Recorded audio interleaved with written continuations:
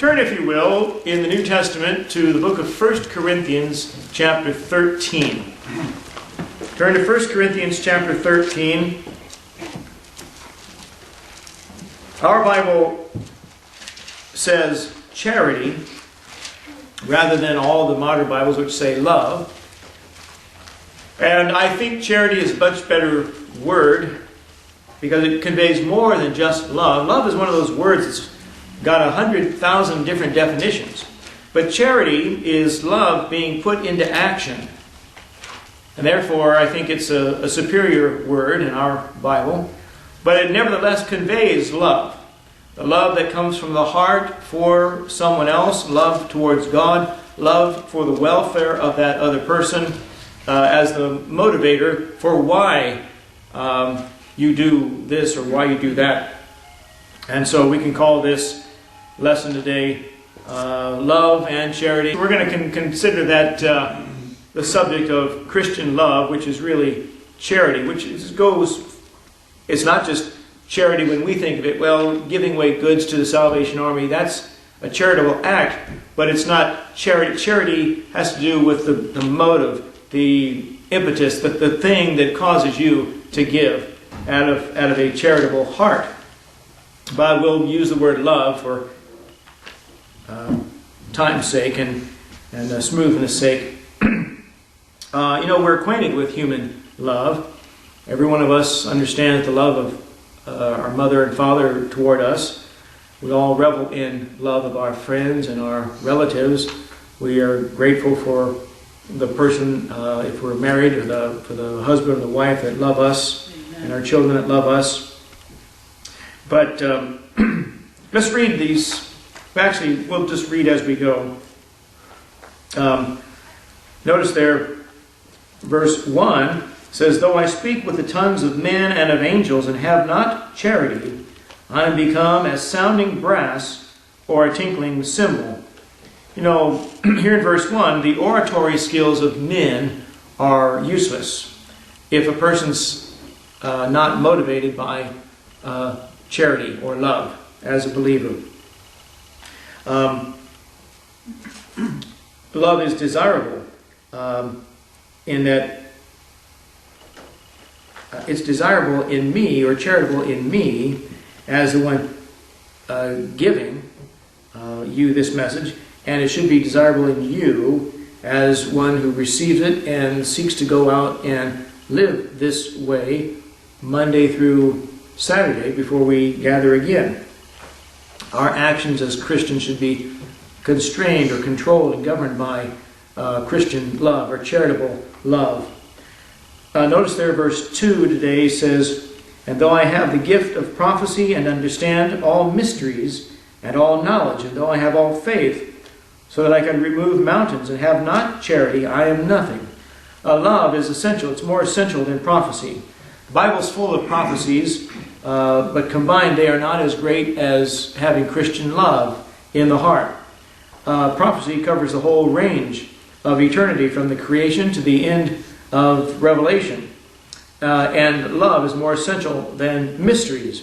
It includes a whole range of unexplained, or the world of the unseen as a believer, things that are not fully known, the Trinity, incarnation of Jesus Christ, how that God himself could take on the form of a human man, or the election of saints in the mind of God, and that whole subject. But love is more essential than mysteries. Knowledge so great that could understand all there is still useless if it doesn't possess love. Love is more essential than faith, as verse 2 says. "I have all faith so that I can remove mountains." The whole range of the inward devotional life of man is nothing if it's not governed and controlled by Christian charity. Look there at verse 3. "And though I bestow all my goods to feed the poor, and though I give my body to be burned and have not charity, it profiteth me nothing." Christian giving without love is useless. You can give a gift to somebody at Christmas time without any love behind it. It's just sort of a custom, perhaps, or a courtesy. The ultimate possible sacrifice of one person's property is useless if the action is not governed by love to start with. The utmost sacrifice of a person, giving themselves for the good of someone else, is also useless if it wasn't motivated and governed and controlled by love to start with. Notice there, verse 4, at least the first part of verse 4. Charity suffereth long and is kind. Giving without love is useless. I said earlier, there's all these lovelorn columns, about Dear Abby or Annie's mailbox, or whatever the article in the paper about people who need love advice or romance and relationship advice. They think they've been hurt and their feelings have been hurt and offended, and they think that they're no longer in love because of it. But true love says, I love you and will go through fire, go through sorrow, trouble and disappointment for you. And true love is able to endure suffering and yet remain sweet and remain kind. The Christian pathway is one of suffering. There's no getting around that. The Bible says, yea, and all that live godly in Christ Jesus shall suffer persecution. And yet the Christian learns to love even in spite of difficulties, even in spite of roadblocks and obstacles that are put in your path by the world around you, by other people who turn out to be not as Christian and giving as you thought they were, not as kind as you had hoped they would be. Love that turns to hate overnight wasn't true love to start with. It might be infatuation or some other impulse of the flesh. In 2 Samuel, I think chapter 13, we read about Amnon, who forced himself on his half-sister Tamar. And when she complained and said, don't humiliate me this way, after he raped her, the Bible said, then he just told her to be gone. The hatred that he had for her was stronger than the love he had thought he had for her originally. That wasn't true love. That was just lust and a young man out of control, forcing himself on his own half-sister, stepsister. True love involved Calvary. God loved us so much that He gave His only begotten Son, that whosoever believeth in Him should not perish but have everlasting life. And true love finds its expression in no greater instance than when Jesus Christ was suffering for the sins of a lost and fallen world. Next, notice there in chapter 13, verse 4, start about the second half of verse 4. Charity envieth not, charity vaunteth not itself, is not puffed up, doth not behave itself unseemly, seeketh not her own, is not easily provoked, thinketh no evil. And there, verse 6, rejoiceth not in iniquity. It says love or charity is not envious. Love envieth not. True love doesn't envy someone else just because of their success, just because they have gifts, just because they have talents that you don't have. True love, true charity, the motive of the heart, doesn't envy other people. Pilate knew that for envy the scribes and the Jews had delivered Christ to be crucified. And envy and jealousy control the hearts of so many people in the world. We talked about that in some measure today earlier. True charity or love is not boastful. It says it vaunteth not itself. It doesn't show off, but it maintains humility at all times. Charity is not conceited. It says it's not puffed up. True love always prefers the other person to yourself. It's not puffed up. True charity is not rude. It doth not behave itself unseemly. It's never coarse or offensive. True love should be courteous at all times. True love is not selfish. It seeketh not her own. As if you care about others, you're not always trying to turn the attention towards yourself to gain and advance yourself in some way. Love sacrifices and gives of itself generously. A true love shouldn't be irritable, is not easily provoked, the text says. True love isn't touchy, Doesn't get bent out of shape just because you think you've been slighted or offended by the minutest little instance. True love isn't to censor somebody else. Thinketh no evil. It's not critical, doesn't reprove all the time, not carping, not nagging, not suspicious of everybody you meet, or blaming everybody you meet for other things. True love doesn't blame others for your own failings, your own faults and shortcomings. And true love doesn't love sin. It says it rejoiceth not in iniquity. But true love hates and abhors sin. That's the way true love ought to be. You hate it in yourself as well as hating in other people. And when it says here in well,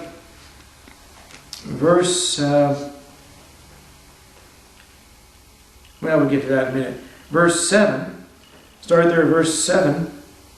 It says, beareth all things, believeth all things, hopeth all things, endureth all things.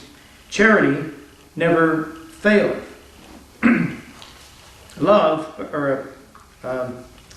Charity or love is truthful. It says it rejoiceth in the truth. Love delights to tell the truth, and love delights to hear and know the truth. True love is not afraid to confide in somebody else, confide your own weaknesses in other people, in partners of mutual benefit. True love is sustaining. It says it beareth all things. It doesn't collapse under strain, emotional strain, mental or physical strain, as true charity or love doesn't fall apart when things get bad. True charity or Christian love is trusting. It says it believeth all things. True love thinks the good and affords good motives to others, not suspicious. If someone says something to me, I'm going to give them the benefit of the doubt that they're telling me the truth. Now, they may disappoint me. They may lie to me. They may say something that's untrue to me, and I find out about it later, and I'm very disappointed. But it doesn't mean I take it out on the next person. As charity hopeth all things, believeth all things. And as I'm going to give the next person the benefit of the doubt, because that's the motive, that's the way charity, Christian charity, ought to behave, ought to conduct. Charity is hopeful. It hopeth all things, just as I mentioned a second ago. True love always expects the best from other people. Rather than always expecting the worst, expect the best. It's been said, if you expect good performance from students, you're more likely to get it. If you expect lousy performance, then what have they got to measure up to? They'll give you lousy performance because that's what you're expecting. Sometimes people need to know that you're expecting good from them, and they have a reason to fulfill your expectations. And charity is enduring. It says it endureth all things. It endures even through times of difficulty and deception and even death. Your love for someone else doesn't fail. It endureth all things, even endures the loss of a loved one. Charity is successful. It says, love never faileth. As it's true because Romans 8:28 is true. We know that all things work together for good to them that love God, to them who are the called according to His purpose. That is, I'm trusting that God's got my best interest at heart. And based upon that, I'm not going to let Him down, I'm not going to disappoint Him, I'm not going to give up or say, well, He doesn't care about me any longer. In Romans 8:28, I've said this before, it's one of those verses that's been ruined in modern translations of the Bible. Modern translations of the Bible all say, we know that in everything God is working for our good. Well, there's no promise there, because every person who believes in God begins by assuming that their God is going to do good for them. Otherwise, they wouldn't believe in Him to start with. But the thing that you're going through, the circumstances that you're in, are they working for your good? Romans 8:28 says that they are. And therefore, you endure all things, you hope all things, you believe all things, and so forth. But notice there, begin there at verse 8, and read down through verse 12. Charity never faileth, but whether there be prophecies, they shall fail. Whether there be tongues, they shall cease. Whether there be knowledge, it shall vanish away. For we know in part, and we prophesy in part. But when that which is perfect is come, then that which is in part shall be done away. When I was a child, I spake as a child, I understood as a child, I thought as a child. But when I became a man, I put away childish things. For now we see through a glass darkly, but then face to face. Now I know in part, but then shall I know, even as also I am known. Love will outlive prophecy. Prophecies will fail. Christian love, Christian charity will outlive tongues, the gift of tongues. It certainly did. By 100 AD, the New Testament was completed. There were no more Christians suddenly speaking in other tongues, especially as the gospel was beginning to be preached to Gentiles as well as Jews. Tongues was a sign to unbelieving Israel, according to 1 Corinthians 14. And signs were given to the Jew, according to 1 Corinthians 1. But love is greater than prophecy. It's greater than tongues. Love or Christian charity will outlive human knowledge. Knowledge will vanish away. And love is an attribute of the Almighty. Heaven and earth may pass away, but the love of God towards us will always abide. And our love towards Him will always be received by God and valued by God and credited by God. Love is eternal. When manhood comes, when adulthood comes, the way you thought as a child disappears. This came to me earlier this week after our presidential elections in America. Rush Limbaugh said, "In a nation full of children, Santa Claus always wins." And as in other words, promising to give things to people without them having to work for to earn it. That's always more appealing than expecting certain things from people in order to receive a benefit later on. And we have a nation of children now who prefer things handed to them and life made easy for them at the expense of somebody else. And when you were a kid, Mom and Dad paid for everything. You had no idea what something cost. If they told you we can't go to Disneyland like we had hoped, you wouldn't have understood why, because you weren't paying the bills. But when you get older, suddenly you're managing your own checkbook or bank account. You realize sometimes you have to say no. Sometimes kids don't get what they want just because they want it. Everything has a price, and there's a price to be paid for nice things in life, or things you enjoy. Nobody has a right to expect everybody else to offer them free this or free that. Nor do they have a right to demand it of you. And that's the sad state of affairs. We live in a country where too many people want things for free without any sacrifice being made on their own part. But notice there 1 Corinthians 13 and verse 13. And now by the faith, hope, charity, these three, but the greatest of these is charity. Christian charity or love is greater than faith. Salvation is wrapped up in faith, and yet love is far superior. You know, love was the motive and the power undergirding salvation. It's what compelled Jesus to go all the way to the cross of Calvary. Was love, that is, or charity, love being put into action for the sake of the sinner. Romans 8:24 says we're saved by hope. Heaven is so different from earth that it's controlled by love. And Christ lives inside the believer, and his desire is that we should manifest this kind of love as we go through life. We talk about love a lot, and love is thrown around so much, and this is called the love chapter in the Bible. But charity is, I think, a much preferable word. Love has 100 different definitions. I love my wife. I love my children. I love my dog. I love spinach. I love green beans. I love broccoli. I love okra. I love corn on the cob. I love any number. You can tell the word love is thrown around so loosely to describe 100 different definitions. But charity is a much better word because it's love being put into action. I'm doing this for you. I'm patient with you. I'm believing all things. I'm hoping the best in you. I'm going to give of myself to you because of love.